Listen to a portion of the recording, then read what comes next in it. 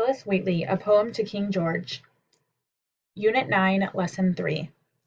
In 1761, the Wheatley family of Boston purchased a slave at auction.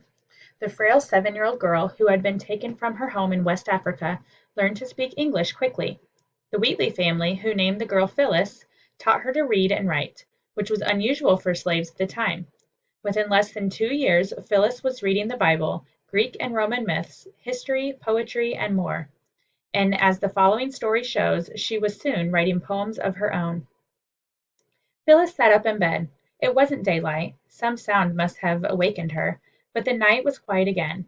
She lay back and closed her eyes, wondering whether she was mistaken. Then she heard a bell ringing, again and again, louder and louder. She ran to open her window and leaned out into the warm May darkness. Far down the street she could hear a horse's hoofbeats. Then a man on horseback came galloping down the street. He was shouting, but Phyllis could not understand what he said. Now she could hear Mr. Wheatley's window being thrown up with an angry sound. "What's all this?" he called out crossly. Good news," the horseman shouted, but he didn't slow down. Phyllis noticed lightly lighted windows in other houses up and down the street. One or two men had come out on the front steps with dressing gowns over their nightshirts. "What is it?" they called to one another, but nobody seemed to know. Before long a group of young men came running down the street with lighted torches. They were throwing their hats in the air. "Three cheers for King George! 3 cheers for the Sons of Liberty!" they shouted. Finally Mr. Wheatley got the attention of one of the young men. "We have good news about the Stamp Act, sir," the man called. "Word just came that the Stamp Act has been repealed." Phyllis could hear Nat's shout from his room. "We did it! We did it!" No one in the Wheatley household, or probably in all of Boston, went back to sleep that night. The bells went on ringing. Soon drums were beating steadily, and once in a while the boom of a cannon could be heard. Breakfast next morning was a happy meal. Everyone was hungry after the excitement of the night. Sukey beamed as she brought in huge platters of codfish, cakes, and cornbread. "Well," Mrs. Wheatley said, "from now on Boston should be the way it used to be. No more riots, no more Sons of Liberty." "Oh, I think we'll still have the Sons of Liberty, Mother," Nat said. "We want to be sure England doesn't try anything else." "Don't speak of England as if it were a foreign country, Nat," his father said. "We shall always be English." "Of course we will, Father, no matter where we live, but we want to be treated like all other Englishmen." The clock in the hall struck 8, and still Mr. Wheatley sat at the table with his family. "Aren't you going to the shop today, John?" Mrs. Wheatley asked. "Precious little trade I would have today," Mr. Wheatley replied. "This will be a holiday in all of Boston." "Can Nat take Phyllis and me out to see the excitement?" Mary asked. "Certainly he can, unless he has other plans," Mr. Wheatley answered. "No, not really," Nat answered slowly. Phyllis was sure Nat would rather have gone by himself, but he seldom could bring himself to hurt anyone's feelings. By the time Mary and Phyllis were ready, crowds of people were filling the narrow streets. Most of them were dressed in their best Sunday clothes. Flags were waving from many of the houses, and everybody was laughing. As Nat, Mary, and Phyllis turned toward the Commons, Phyllis said, "Oh, look at the Liberty Tree! Isn't it exciting?" The enormous elm tree had been named the Liberty Tree because it was one of the favorite meeting places of the Sons of Liberty. Now flags and colored streamers of every color hung from its branches. They looked as if they had grown there, but of course some people had worked hard to put them there during the night. The celebration lasted all day. Bands wandered through the crowds, playing loudly if not well. The bells kept ringing. The night there was a fireworks display on the Commons. There had never been such fireworks in Boston. The air was filled with rockets, bright serpents, and spinning pinwheels. At 11 o'clock 21 rockets and 16 dozen serpents were sent up all at once for a glorious finish. A loud cheer went up for King George. Phyllis wished that King George could know how happy the people were about what had been done. She wished someone would tell him. After Phyllis went to bed that night she tossed and turned. Some idea was trying to form in her brain, but she was too tired to think about it. In the middle of the night the idea suddenly came to her. She would write King George about how the colonists felt. Perhaps she could even write it in verse. She had written a poem not long before, but had not shown it to anyone. She crept quietly out of bed, and her candle burned for hours while she wrote. When she woke up in the morning, she looked at what she had written. What a ridiculous idea, she thought. How could I ever have imagined that the king would read anything written by a young servant girl? She left the poem on the little table by her bed and almost forgot it. A few weeks later, Phillis was sick in bed with a cold. One morning, Mrs. Wheatley brought a bowl of porridge for her breakfast.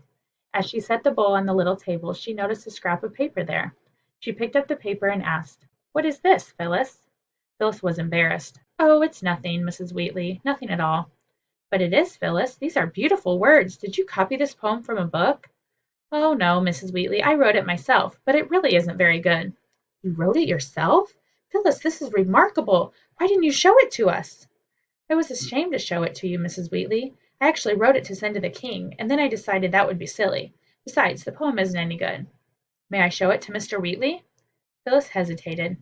Probably Mr. Wheatley would think the poem was foolish, but she said, "Yes, of course," and Mrs. Wheatley did not seem to notice her lack of enthusiasm. That evening, after supper, the whole family came up to her room. Mr. Wheatley was holding the poem in his hand. He looked very solemn, and Phillis feared he was angry. Then he cleared his throat and said, "Mrs. Wheatley tells me you wrote this poem." "Yes, sir," Phillis answered feebly. "Now are you sure you really wrote it yourself? Sometimes we read something and don't remember. Later we remember it, but don't remember where we saw it. Then we may think we thought of it ourselves. You see what I mean, Phillis?" "Yes, sir, I do," Phillis said. "But that isn't the way it was this time. I wanted to make King George see how grateful we were. This was the only way I could think of. I know it was foolish of me, sir. I guess I was just excited over the celebration." "I told you, father," Mary said. "Phillis reads and reads and reads. She uses words I don't even know how to use." Mr. Wheatley cleared his throat again.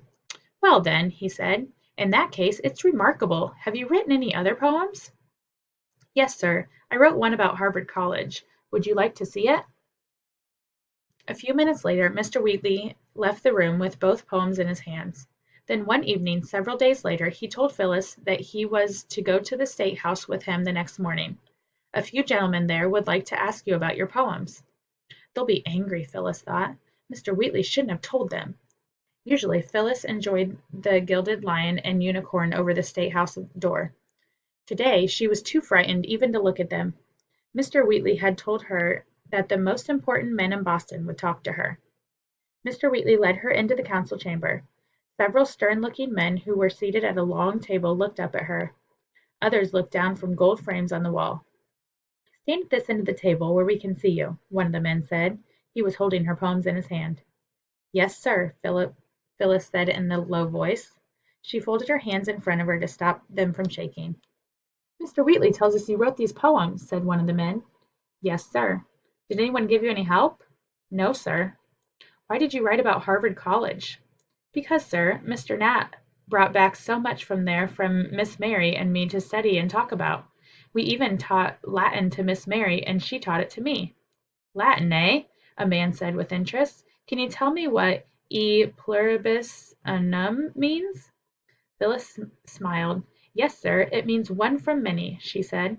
Some of the other gentlemen asked questions in Latin, which she was able to answer. They also asked her what books she liked to read. Then they began asking about her poems. "Tell us what you meant by these lines. May every clime with equal gladness see a monarch smile can set his subjects free." The speaker was Mr. Samuel Adams. Phyllis had often seen him at the Wheatley's house. "I meant that we were glad that the king used his powers to make us happy. I'm sorry the meaning wasn't clear, sir," she said. "I think it was quite clear." The other gentlemen nodded. They had asked her questions almost all morning. She was so tired before they were through that she hardly knew what she answered. At the end of the questioning Mr. Adams smiled and said, "We shall send your poem to the king, and we hope that you will write many more. You have a great gift, young woman, and a very great gift, and it must be used."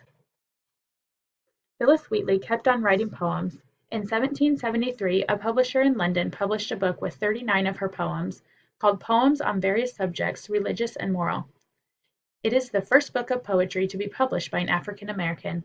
The book included the poem she wrote to King George, called "To the King's Most Excellent Majesty." "Your subjects hope, dread sire, the crown upon your brows may flourish long, and that your arm may in your God be strong. Oh, may your scrip numerous nations sway, and all with love and readiness obey. But how shall we the British king reward? Rule thou in peace, our Father and our Lord. Midst the remembrance of thy favours past, the meanest peasants most admire the last. May George, beloved by all the nations round, live with heaven's choicest constant blessings crowned. Great God, direct and guard him from on high, and from his head let every evil fly. And may each clime with equal gladness see a monarch's smile can set his subjects free. That end.